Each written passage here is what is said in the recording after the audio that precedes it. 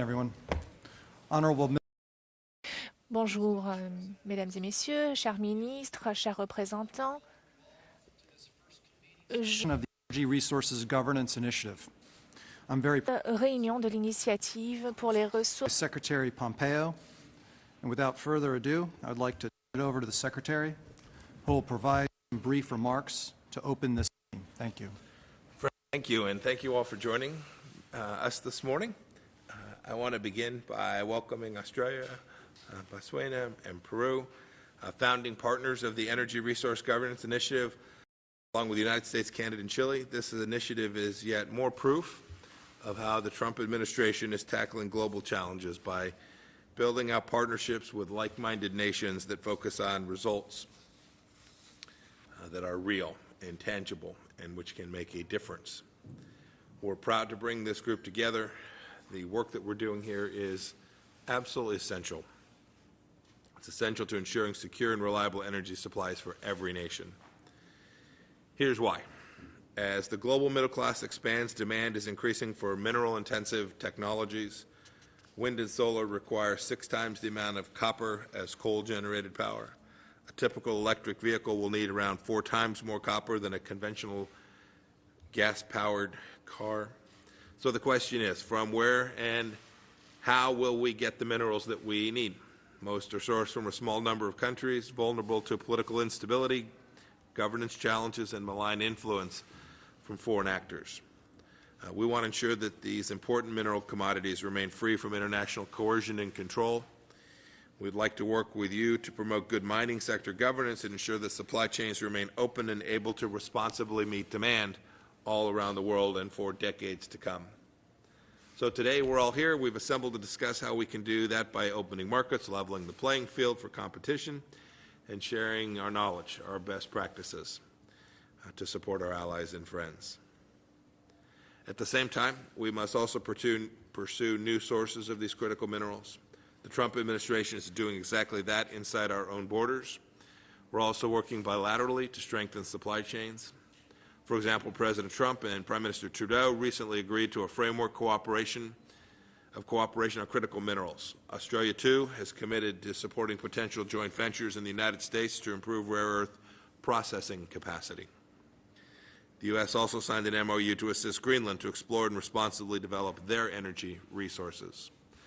By forming this initiative, the United States and our partner nations have taken a significant step toward a secure and prosperous energy future.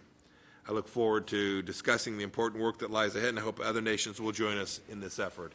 And again, thank you all for you being here. Thank you. Thank you, sir. Thank you, Mr. Secretary. I would like to recognize Secretary Pompeo's excellent overview of the issues of energy resource governance, and I look forward to turning it over to all of you for comments on this important issue. I'll ask you to limit your remarks to 3 to 5 minutes to ensure that all the representatives joining have the opportunity to make their voice heard. I'll first ask our founding partners to speak.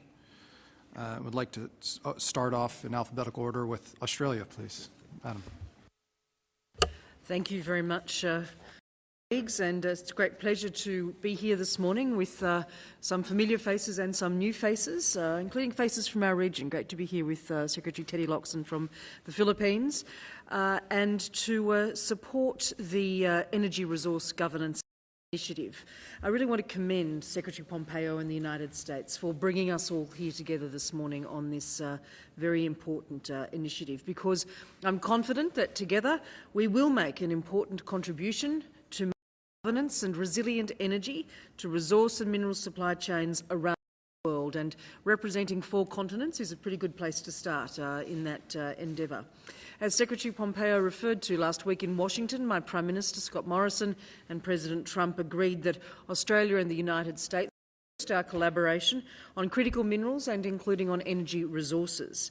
And here today, this initiative gives us a very important platform for us to collectively progress that work and to better support resource-rich developing countries to drive trade, to drive economic growth and to drive development by creating jobs and creating and boosting government revenues in their countries. As I said, the countries that bring the initiative together span 4 continents and, of course, are home to the reserves of, largest reserves of the world's critical energy minerals. For Australia's part, we are the world's top lithium producer. We have the largest reserves of nickel and the second largest global reserves of cobalt, to name just 3 minerals which are essential to our future prosperity. And despite the diversity of the countries represented here today and the resources that we hold, we are, I think, bound by a common interest in improving mining sector governance and in building resilient energy mineral supply chains. Each of us has unique experience and expertise in this area, so together we're in a good position to help ensure that the world is able to meet that surging demand for clean energy technologies in a responsible and a sustainable way. Over the years, Australia has committed to significant resources in multilateral organisations, in NGOs, in universities, in the private sector, to assist partner governments to build capacity, and we've shared our experiences and to help them maximise the potential of their extractive sectors. We as a government focus on 3 I's: on investment, on innovation and on infrastructure to help to foster our critical minerals sector to create the opportunity for more development. We believe that through the Energy Resource Governance Initiative, we'll be able to coordinate each of our efforts to foster open and transparent markets in these essential minerals, and the initiative will amplify our collective impact as a result. So we look forward to working with partners in the coming weeks and months to formalise this grouping with an MOU, and then to deliver very constructive and meaningful activities that give effect to the ambition which we're expressing by being here this morning. And thank you very much, colleagues. Thank you, Minister. May I wait a moment? Thank you so much. My name is David Newman. I'm the Ambassador of Botswana to the USA. Our Minister is on the way, Mr. Secretary, from the US, I think, in the traffic. But permit me to speak on behalf of the Minister and also on behalf of Botswana. Botswana has been a resource-based economy since independence, effectively a year after independence when diamonds were discovered.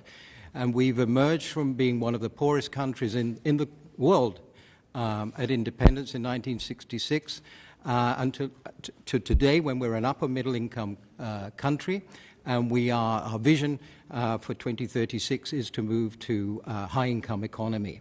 That has been really on the strength of our mineral industry, the diamond industry, but copper and others as well, and we continue to explore other minerals, particularly rare earth at this stage, going forward for strategic purposes as we develop and move from a resource-based economy to a knowledge-based one. And for that we need innovation, we need technology, and we need strong partners.